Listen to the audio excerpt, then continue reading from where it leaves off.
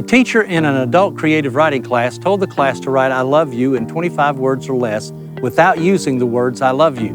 She gave them 15 minutes. A woman in the class spent about 10 to 12 minutes looking at the ceiling and then squirming around in her seat. Then the last few minutes she wrote frantically. Here's what she wrote. "Why, I've seen lots worse hairdos than that, honey.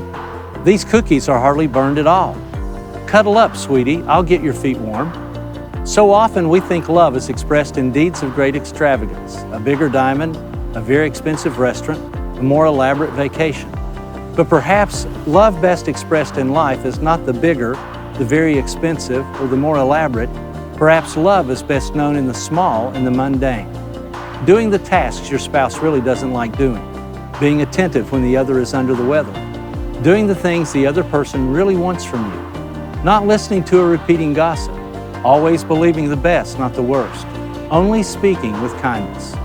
Paul wrote in the Great Love chapter, "Love is patient and kind, does not envy or boast, is not arrogant or rude.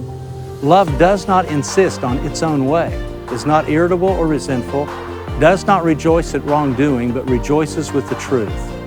I heard a pastor make this statement, "Small deeds done in kindness will change the world." Jesus said, "Love one another, even as I have loved you." Well, how did he do that? In Philippians 2, we read, "In your relationship with one another, think like Jesus, who being in very nature God, did not use that to his own advantage, but made himself nothing by taking the very nature of a servant."